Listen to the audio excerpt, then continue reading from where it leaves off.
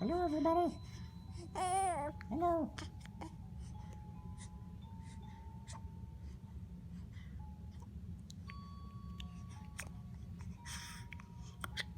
Bless you. Oh, so damn cute. Hey everybody, it's Top 10 Tuesday, November 10th, and first thing I want to point out is actually November 10th, it is my brother's birthday. So happy birthday to you, and I won't mention his name just in case he doesn't want to be on YouTube. So before I get to the top 10 list for today, last night Michelle went to bed a little early because she was feeling really overtired. So I was taking care of Liam, and Logan had already gone to bed, and then suddenly I hear Logan crying about something, and you know that there's a different cry from him just making noise in his bed because he doesn't want to go to sleep yet, to something's actually wrong. So I go upstairs and I open up his door and I'm like, hey buddy, what's up? And it's dark, you know, so I walk up to the crib and he's like, it's dirty. And I'm like, I don't know what he's talking about. And then I get up close and I see the fact that he is standing there completely naked almost. His diaper's hanging off and he had unzipped and gotten himself completely out of his PJs. Just taken them off completely. He decided that his football PJs were dirty and didn't want to wear them anymore. And I was like, oh, you're naked. How's that? Working for you. So I reached into the closet, I got him another onesie and put it on him, fixed the diaper, put him back, and he was like, okay, much better. And then he went to sleep for the rest of the night. It's so odd the things that he will just declare and the things that he will get stuck in his head about what he thinks, you know?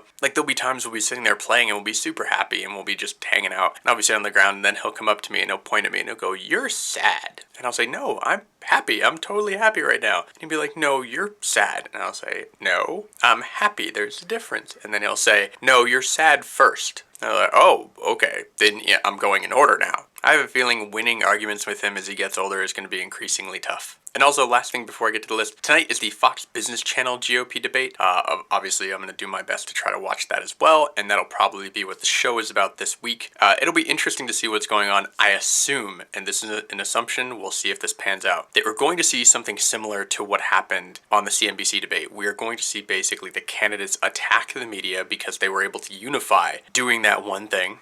Even though they're going to be on Fox Business News, and maybe they'll give Fox a little credit or something here and there and say, it's the media except for you, Fox. But especially Ben Carson, I have a feeling he's going to go on the defensive because over the last few weeks, it's just been terrible for him. As they've dug into his past books that he's written and talking about his own past, and found out that some of the things that he's written about that talk about his character and how he developed as a person were not quite as accurate as he made out to be. So, we'll see how that goes. Now, on to the top 10 list. So this week's top 10 list is about YouTube channels, and this is not at all indicative of all great YouTube channels, and I have a subscription to many of them. So of course I can't just put them all in here because that'd be far more than 10. So these are the top 10 for me that kind of stand out for certain reasons. And trust me, there are more than this. And I'm not doing this for clickbait or anything like this. Yes, many of these people are super popular, but some of them are not nearly that top tier. These are people that I found through various means that I just happen to really like. Number 1, Nice Tat. He is the creator of Beam, and if you haven't downloaded that app, you should. It's a whole new way of kind of video networking or sharing of moments. But the thing about Casey's vlogs is he is a master storyteller. I mean, he really is, I think, the premier person doing vlogging right now. Just the way that he goes about doing it, the style that he has, it's a unique voice. He presets his cameras a lot, so it does feel like you're kind of watching more of a mini movie than just a camera in front of somebody's face. And he is a doer. I mean, he's always doing something. He's always tinkering and trying out new things. So if you're looking for some inspiration on being kind of DIY, crafty, or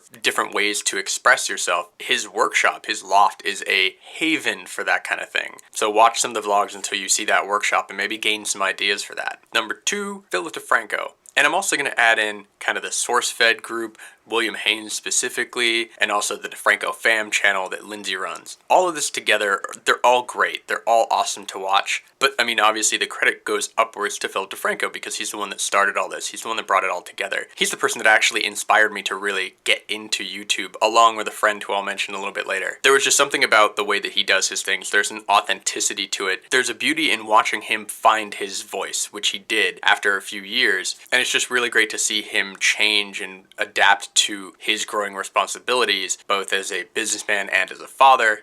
and keep himself grounded when he's sitting there with 3-point-something million followers. That can easily get to your head. Also, when watching the DeFranco fam, which is like his family vlog, this again run by Lindsay, his wife, it's awesome to watch how Trey grows up, his son, because Trey's only a year behind Logan, so watching them go through the kind of the same milestones and the same kind of things that they grew up and learning to do is really fun for me to watch, because we just went through that with Logan, so we see all those in common things between parents that don't even know each other. And now that we have Liam on this side, who's a year or so behind Trey, it also can kind of help to say, like, okay, these are some things that Trey went through that Logan didn't, but maybe Liam will, and I can prepare a little better for that. And a quick mention about William Haynes, I think that this guy is kind of the voice of a new political satire generation, so keep an eye on him. Number 3, another group of folks, Grace Helbig, Hannah Hart, Mamrie Hart. Now, obviously, these are super popular YouTubers. They go on tour together. They do a ton of projects together, and they're really good friends. I came into this group through Grace. She was the one I first got kind of hooked on, and then through her, I went to Hannah, and then Hannah went to Mamrie, and also to Camp Dakota, the film that they made together, which was actually very, very funny. There is a great balance between comedy and humanity that all 3 of these women put up there, and I think it's awesome and definitely something you should check out if you haven't. If you're only currently watching one of them, spread your wings, move to the other 2. Number 4, Mike Falzone. In my opinion, he is one of the funniest voices on YouTube right now, hands down, or hands up, whatever you choose. A great mixture of sarcasm with advice, with just real life situational observations. And he also pops in and out of tours all over the country in various comedy shows, so if you're in an area where he's actually performing stand-up, go check him out. And he also has a podcast called Welcome to Our Podcast.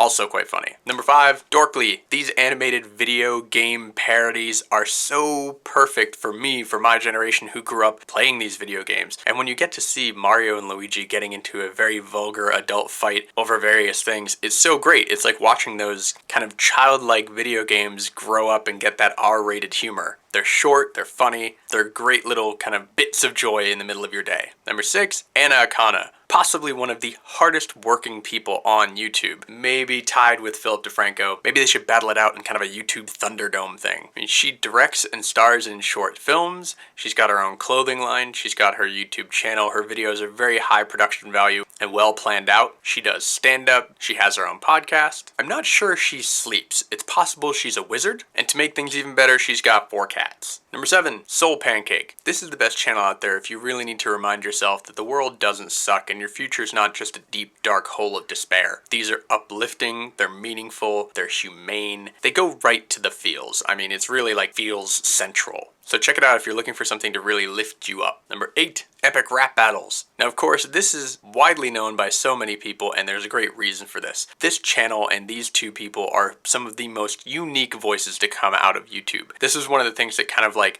almost gave YouTube its personality in saying like, this is what can be done on this platform. This is the kind of effort that people are putting in. This is quality stuff. And the effort and the time that they've put into their channel and put into their videos paid off because they're one of those channels that has over 10 million subscribers. At last year's VidCon, they were awarded the Diamond YouTube button. Now, I didn't get into them until probably around season 2 of their show, and then I went back and watched them all. So if you've never watched them, you've got a lot of videos to catch up on, but trust me, you will enjoy it. I think the birds are coming to kill me. Number 9, WeezyWaiter. Now this is dry, hilarious comedy with an honesty and a purity of his own vision. What I like about him is he doesn't chase views, he doesn't chase subscribers. He does his own thing and does it at his own pace and says, if people like what I do, they'll come to me and that's fine. He's basically made enough of a presence for himself to do this as a living, and he doesn't feel the need to grow to become one of the biggest YouTubers on the platform. He's comfortable, and if it goes that way naturally, that's fine. But there's a sense of contentment in who he is that is really refreshing, and he's got a rockin' beard. 10, last but certainly not least, Hank and John Green, the Vlog Brothers, and you can watch either of their channels or either of their numerous projects. It all wraps up under these 2 guys. These are almost what you would consider the godfathers of YouTube currently. Not to knock out certain people who've been doing it before them, people like DeFranco, who are also quite awesome, but right now, Hank and John Green represent a huge voice inside this community, especially Hank, who created VidCon. But these 2 guys have taken the responsibility on themselves to see how far they can push YouTube into really really productive means. Really promote social good, promote education, promote kind of the curing of various ills around the world. Everything from SciShow and Crash Course that can help educate the young kids, to things like their charity to help eliminate world suck. These are the two biggest and best people that are using YouTube right now for the betterment of the world, for betterment of humanity.